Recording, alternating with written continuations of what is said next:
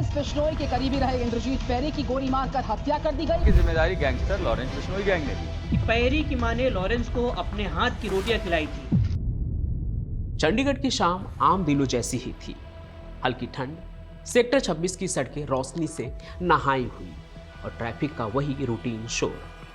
लेकिन उसी रूटीन के बीच एक सफेद क्रेटा अचानक से फ्रेम में घुसती है और ठीक अगले ही सेकंड हवा में बारूद की गंध फैल जाती है। गाड़ी के शीशे टूटकर सड़क पर बरसते हैं और अंदर बैठे एक आदमी का शरीर झटके खाकर सीट पर गिरता चला जाता है। कुछ ही पल में चीखें उठती हैं, लोग दौड़ते हैं और हत्यारे उतने ही रफ्तार से गायब हो जाते हैं जितनी स्पीड से वो आए थे। पर असली झटका गोलियों में नहीं था, झटका उस नाम में था जो बाद में सामने आया। क्योंकि वो आदमी कोई आम टारगेट नहीं था, वो कभी उस शख्स का जिगरी यार था जिसे आज सबसे बड़ा गैंगस्टर कहा जाता है। जी हाँ, लॉरेंस बिश्नोई। और इस तस्वीर में उसके साथ जो दिख रहा है वो है इंद्रप्रीत पेरी, लॉरेंस का वही दोस्त जिसके घर पर उसने जवानी की कई रातें बिताई थी। पेरी की वही माँ जिसने लॉरेंस को अपने हाथ की रोटियां खिलाई थी। आज उसी माँ के इकलौते बेटे की लाश सड़क पर पड़ी थी और कत्ल उसी गैंग ने किया था जिसके टॉप लीडर को पेरी की माँ ने रोटियां खिलाई थी। तो सवाल यह है कि आखिर क्यों, किस मोड़ पर दोस्ती दुश्मनी बन गई, किसने फोन कर बुलाया और किसने ट्रिगर दबाने का ऑर्डर दिया? क्या यह सिर्फ पैसे का विवाद था या ये बदला उस अंदरूनी गद्दारी का था जिसकी आग अब न्यूयॉर्क से लेकर दिल्ली तक फैल चुकी है? ये कहानी एक सिर्फ हत्या की नहीं बल्कि एक बड़े गैंग वॉर का हिस्सा है। क्योंकि इस मौत के बाद अंधेरे से एक और वॉइस नोट उठता है, सीधी धमकी, एक खुली जंग का ऐलान कि अब लॉरेंस अपनी उल्टी गिनती शुरू कर ले।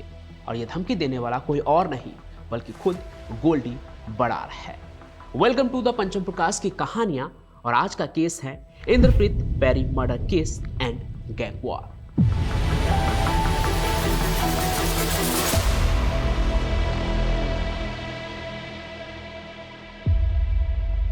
ਅੱਜ तेरा खून पे पानी हो गया लॉरेंस, तेनू कोई दुनिया की कोई भी शक्ति हुण बचा नहीं सकती। तू बजरंग बली दियां दा झूठियां सवां खांदा ही खांदा सी।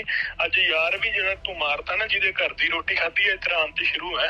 आदि पुट्ठी गिनती शुरू कर ले। मौजूदा अंडरवर्ल्ड में लॉरेंस बिश्नोई एक ऐसा साम्राज्य चला रहा है जो इंडिया से लेकर कनाडा और दुबई तक फैला हुआ है। 32 साल का ये आदमी साबरमती सेंट्रल जेल के अंदर बैठा हुआ है, लेकिन उसका सिक्का आज भी नॉर्थ इंडिया के अंडरवर्ल्ड पर चलता है। ये सिर्फ एक गैंगस्टर नहीं है, ये एक डिजिटल डिक्टेटर है। उसका हुक्म आज भी इनक्रिप्टेड एप्स, स्काई ईसीसी और सोशल मीडिया के फैसलानुमा पोस्ट के जरिए हजारों किलोमीटर दूर बैठे अपने गुर्गों तक पहुंचता है। बिश्नोई की ताकत सिर्फ गोलियों में नहीं है, उसकी ताकत उसके आइडियोलॉजी में है, उसके कम्युनिटी प्राइड में है और सबसे जरूरी उसके बदले की आग में जो कभी बुझती नहीं। और जब बात धोखे की आती है, जब कोई गद्दार बनता है तो फिर सजा सिर्फ मौत होती है। और यहीं से कहानी शुरू होती है चंडीगढ़ में, ली कॉर्ब्यूजर के बनाए हुए उस सपने के शहर में जहां सब कुछ ज्योमेट्रिकली परफेक्ट था। सेक्टर 26 का शहर, वो कमर्शियल हब जहां टिम्बर मार्केट की चहल पहल है, जहां क्लब कल्चर है, जहां हर कोई यही सोचता है कि वो पंजाब हरियाणा के क्राइम से दूर एक सुरक्षित बबल में जी रहे हैं। मगर वो सो कॉल्ड बबल दिसंबर 2025 की रात को फूट गया। करीब 5:45 का वक्त था। इंद्रप्रीत सिंह अलियास पेरी अपनी किया सेल्टोस एसयूवी में सवार थे। वो सेक्टर 26 के काला घोड़ा क्लब से निकले थे, अपनी मंजिल की तरफ बढ़ रहे थे। पेरी अपनी जिंदगी के उस अजीब डुअलिटी में जी रहे थे। कुछ ही हफ्ते पहले अंबाला में उनकी शादी हुई थी, एक नई नॉर्मल जिंदगी का मुखौटा जिसके नीचे 12 से ज्यादा एफआईआर का बोझ था। उनकी कार के अंदर शायद एक पैसेंजर भी बैठा था, एक ऐसा शख्स जिस पर पेरी ने भरोसा किया था। और फिर वो आवाज आई, क्रैक क्रैक क्रैक, यानी कि गोलियों की आवाज। अचानक पेरी की किया सेल्टोस के शीशे टूटने लगे। किसी ने पॉइंट ब्लैंक रेंज से बिल्कुल करीब से .30 बोर की गोलियां चला दी थी। यह हमला इतना सटीक था, इतना निर्मम था, इतना डेंजरस था कि पेरी को समझने का भी मौका नहीं मिला। लेकिन कहानी यही खत्म नहीं हुई, ये सिर्फ शुरुआत थी। पेरी को अंदर से 5 गोलियां लगी, चेस्ट और एब्डोमेन में, और जैसे ही शूटर्स ने अपना काम किया, बाहर घात लगाकर बैठी एक सफेद हुंडई क्रेटा सामने आ गई। उस क्रेटा पर फर्जी हरियाणा नंबर प्लेट लगी थी और उसमें 3-4 किलर सवार थे। जैसे कोई शिकारी अपने जख्मी शिकार को फिनिशिंग ब्लो देता है। क्रेटा के इंटरपोलर्स ने पेरी की एसयूवी पर 6 गोलियां दाग दी। कुल 11 शॉट, 8 खाली कारतूस वहीं सेक्टर 26 की सड़क पर बिखर पड़े थे। सोचिए उस वक्त क्या मंजर रहा होगा। चारों तरफ भागम भाग, लोगों की चीखें और बीच सड़क पर लहूलुहान पेरी अपनी सेल्टोस को किसी भी तरह भगाने की कोशिश कर रहे थे। जख्मी हालात में भी पेरी ने एक आखिरी कोशिश की। वो करीब 2 किलोमीटर तक गाड़ी दोहराते रहे। पीजीआई हॉस्पिटल के ट्रॉमा बे तक पहुंचने की कोशिश में डेस्परेट कोशिश कर रहे थे, लेकिन जैसे ही वो पीजीआई के गेट पर पहुंचे, उनका शरीर जवाब दे गया। डॉक्टर ने उन्हें डेड ऑन अराइवल डिक्लेयर कर दिया। एक जिंदगी जो कुछ हफ्तों पहले ही शादी के बंधन में बंधी थी, आज एक गैंग वॉर की भेंट चढ़ चुकी थी। लेकिन आखिर पेरी के साथ ऐसा हुआ क्यों? इसके लिए अब हमें पेरी के उस सफर को समझना होगा जिसने उन्हें इस अंत तक पहुंचाया। इंद्रप्रीत सिंह पेरी चंडीगढ़ सेक्टर 33 का रहने वाला था। उनका पारिवारिक बैकग्राउंड उनके कैरेक्टर के अकॉर्डिंग आयरॉनिकल है। वो इसलिए क्योंकि उनके पिता सतिंदर पाल पंजाब पुलिस में इंस्पेक्टर के पद से रिटायर्ड हुए थे और उनके बड़े भाई आज भी असिस्टेंट सब इंस्पेक्टर यानी कि एसआई के तौर पर अपनी सर्विस से दे रहे हैं। कानून के रखवालों के घर में पैदा हुआ एक बेटा कानून तोड़ने वालों का हिस्सा बन गया। ये पैराडॉक्स ही नॉर्थ इंडिया अंडरवर्ल्ड की सबसे बड़ी डिजास्टर है।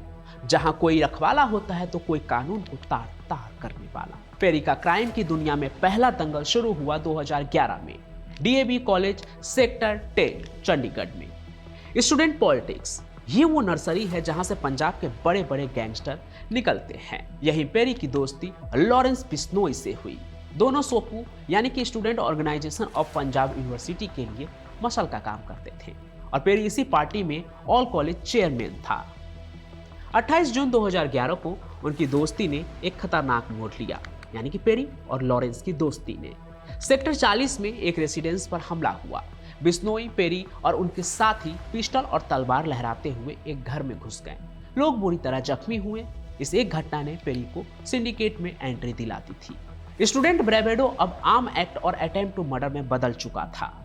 अगले 10 सालों में पेरी का क्रिमिनल पोर्टफोलियो 12 से ज्यादा एफआईआर तक पहुंच गया। चंडीगढ़, पंजाब, हरियाणा, उसका नाम एक्सटॉर्शन, आर्म्स वायलेशन, कॉन्स्पिरेसी और होमिसाइड के मामलों में लिया जाने लगा। 2017 में पेरी को लवी देवरा हत्याकांड में भी पकड़ा गया था। देवरा विक्की गोंडर गैंग का आदमी था। इसके बाद पेरी की पहचान अब सिर्फ एक स्टूडेंट लीडर की नहीं बल्कि एक शार्प शूटर और सिंडिकेट ऑपरेटिव की बन चुकी थी। 2022 में फिर वो चंडीगढ़ में अपने सेक्टर 33 वाले अड्डे पर पकड़ा गया। होटेलियर और क्लब ऑनर से एक्सटॉर्शन के लिए कॉल्स वाले मामले में उसके पास से Glock pistol, US made rifle और 10 कार्टिलेज बरामद हुए थे। फिर भी उसे जमानत मिल गई। एक तरह से देखें तो इंडियन जुडिशियरी की ये धीमी चाल थी और कुछ लूप होल्स जो इन गैंगस्टरों के लिए एक तरह से आप देखें तो वरदान साबित हो रहा था। हालांकि इन तमाम चीज़ों के बावजूद अक्टूबर 2025 में अंबाला में उसकी शादी हुई। पेरी की उस शादी में पॉलिटिकोज और कई इंडस्ट्रियलिस्ट ने भी शिरकत की। पेरी शायद अपनी जिंदगी में नॉर्मलेसी की उस परत को मजबूत करना चाहता था। शायद उसे अब एक नई जिंदगी की उम्मीद थी जहां सब कुछ नॉर्मल हो।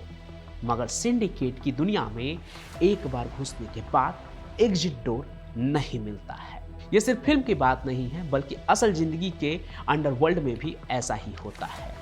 पेरी की मौत का असली ट्रिगर लॉरेंस बिश्नोई और गोल्डी बरार के बीच 2023 के बाद आई दरार थी। कभी ये दोनों जिगरी दोस्त थे, लॉरेंस और गोल्डी बरार। सिद्धू मूसेवाला हत्याकांड में दोनों की साजिश थी। बरार ने तो बीबीसी को खुद कहा था, या तो वो रहेगा या फिर हम, यानी कि सिद्धू या फिर लॉरेंस और गोल्डी। मगर टर्फ वार और पैसे की भूख ने इस दोस्ती को तोड़ दिया। वजह कई बार सामने आई कि अनमोल बिश्नोई की वजह से गोल्डी और लॉरेंस के बीच दरार आ गया। वो सभी कहानी आप पहले चैनल पर देख सकते हैं। दूसरी तरफ इन दोनों के दुश्मनी के बीच में अब गैंग भी बढ़ चुका था। बिश्नोई के प्रॉक्सीज ने पेरी पर इल्जाम लगाया कि वो अब गोल्डी बरार के लिए काम करता है। कनाडा से ऑपरेट करने वाले बरार और रोहित गोदारा को चंडीगढ़ के क्लब एक्सटॉर्शन का पैसा फनल कर रहा था, यानी कि एक तरह से उनके पैसे को इधर से उधर करवा रहा था। इसमें पेरी गोल्डी के लिए काम कर रहा था, इसलिए पेरी को गद्दार घोषित कर दिया गया। और फिर आया वो टर्निंग पॉइंट नवंबर 2025। दुबई में बिश्नोई गैंग के एक फाइनेंसर जोरा सिद्धू अलियास सिप्पा भाई का गला रेत कर कत्ल कर दिया जाता है। ये यूएई में हुई पहली बड़ी गैंग हिट थी। रोहित गोदारा ने तुरंत इंस्टाग्राम पर इस कत्ल की जिम्मेदारी ली। सिप्पा भाई की मौत बिश्नोई गैंग के लिए एक पर्सनल लॉस था। यहाँ पेरी पर इल्जाम लगा कि वो सिप्पा भाई की दुबई लोकेशन गोल्डी बरार के लोगों को लीक करने में शामिल था। बस यहीं पर पेरी का किस्मत तय हो गया। फिर 2 दिसंबर 2025 को पेरी के मर्डर के अगले दिन आरजू बिश्नोई, हरी बॉक्सर यानी हरविंदर सिंह और शुभम लोंकर ने फेसबुक पर पोस्ट किया। उन्होंने साफ कहा कि पेरी का कत्ल इंटरनल क्लींजिंग है, यानी कि एक तरह से अंदरूनी सफाई है उनके गैंग का, और ये सिप्पा भाई की मौत का बदला है। उन्होंने चेतावनी दी कि न्यू गैंग वॉर जो है एक तरह से शुरू हो चुका है। अब जरा बिश्नोई एम्पायर के ऑर्केस्ट्रेशन को भी समझिए कि किस तरह से वो काम करते हैं। लॉरेंस बिश्नोई साबरमती जेल में है। बताया उसकी उम्र 32 साल है। 20 से ज्यादा कत्ल, फिरौती और टेरर के चार्जेस भी अब उसके ऊपर है। क्या आप सोच सकते हैं कि एक जेल में बंद आदमी कैसे इतने बड़े नेटवर्क को चला सकता है? कोई नहीं सोच सकता कि एक हाई सिक्योरिटी जेल में रहने के बाद कोई ऐसा कर सकता है, लेकिन ऐसा हो रहा है और उसके लिए कई टूल्स उनके पास है। पहला टूल इनक्रिप्टेड एप्स, खास करके स्काई ईसीसी। ये कम्युनिकेशन इतनी सिक्योर होती है कि पुलिस के लिए भी इन्हें डिकोड करना लगभग नामुमकिन है और ज़्यादातर क्रिमिनल्स इसका इस्तेमाल कर रहे हैं। दूसरा टूल डायस्पोरा नेटवर्क। बिश्नोई के 50 से ज़्यादा ऑपरेटिव्स यूरोप, कनाडा और यूएस में फैले हुए हैं, यहाँ तक कि पुर्तगाल में भी। 2025 में कनाडा ने बिश्नोई गैंग को टेररिस्ट एंटिटी भी घोषित किया, जो उनकी ग्लोबल रीच का सबसे बड़ा सबूत है कि किस तरह से वो क्राइम वर्ल्ड में आगे बढ़ रहे हैं, बिल्कुल दाऊद इब्राहिम के डी कंपनी की तरह। तीसरा टूल सोशल मीडिया। हरी बॉक्सर और आरजू बिश्नोई जैसे प्रॉक्सीज एक्स, जो कि पहले ट्विटर था, और फेसबुक पर लगातार थ्रेड्स और मैनिफेस्टोज जारी करते हैं। पेरी के मर्डर के बाद भी इन पोस्ट पर 5000 से ज्यादा एंगेजमेंट हुए, वो भी बहुत ही कम समय में। ये एक तरह से ग्लोरिफिकेशन ऑफ क्राइम है जो यूथ को अपनी तरफ खींचता है, जैसे आजकल के वायरल मीम्स से होता है ना, ठीक वैसे ही। और इस मर्डर के बाद तो ऐसा लग रहा है कि अब गैंग वॉर शुरू हो गया है, क्योंकि गोल्डी बरार ने भी पलटवार कर दिया है सोशल मीडिया के जरिए ही। उसने एक ऑडियो पोस्ट जारी किया जिसमें उसने पेरी के मर्डर को गलत ठहराया। उसने कहा कि पेरी पर जो इल्जाम लगाए जा रहे हैं कि वो उनका पैसा मैनेज करता था, वो गलत है। यहाँ तक कि गोल्डी ने लॉरेंस को उस ऑडियो मैसेज में लानत भी दी है। उसने कहा कि लॉरेंस ने अपने उस यार को मरवा दिया जिसकी मां ने उसे कभी अपने हाथों से रोटियां बनाकर खिलाया था। जब लॉरेंस को कहीं रहने की जगह नहीं मिल रही थी, तब उसके घर में उसने रातें बिताई थी। उस दोस्त को उसने मरवा दिया। मतलब ये लड़ाई सिर्फ पैसों की नहीं है, ये सिंबोलिज्म की है। एक तरफ बिश्नोई का पावर और दूसरी तरफ बरार का एनआरआई स्वैगर, जो भारत में न होकर भी दम रखता है। दोनों अपनी अपनी डोमिनेंस साबित करने में लगे हुए हैं। यूपी और बिहार में जैसे वर्चस्व की लड़ाई होती थी बाहुबलियों के बीच, यहाँ दो गैंगस्टर्स के बीच में हो रहा है और इस बीच में कई लोग बलि का बकरा बन रहे हैं। पेरी का कत्ल एक आईना है जिसने हमें दिखाया है कि लॉरेंस बिश्नोई सिंडिकेट आज किस मोड़ पर खड़ा है। बेट्रेयल, डिजिटल कमांड और रिवेंज की एक एंडलेस साइकिल, जहां आज उन्होंने मारा, कल फिर वो मारेंगे, क्योंकि बदले का कोई अंत नहीं होता है। दोस्तों, आज की कहानी में बस इतना ही। आप जो भी सोचते हैं वो कमेंट में जरूर लिखें। साथ ही ये भी कि आपका नाम क्या है और आप ये कहानी कहां से देख रहे हैं। मैं पंचम प्रकाश फिर से मिलूंगा, तब तक के लिए stay alert and stay safe. जय हिंद, जय भारत।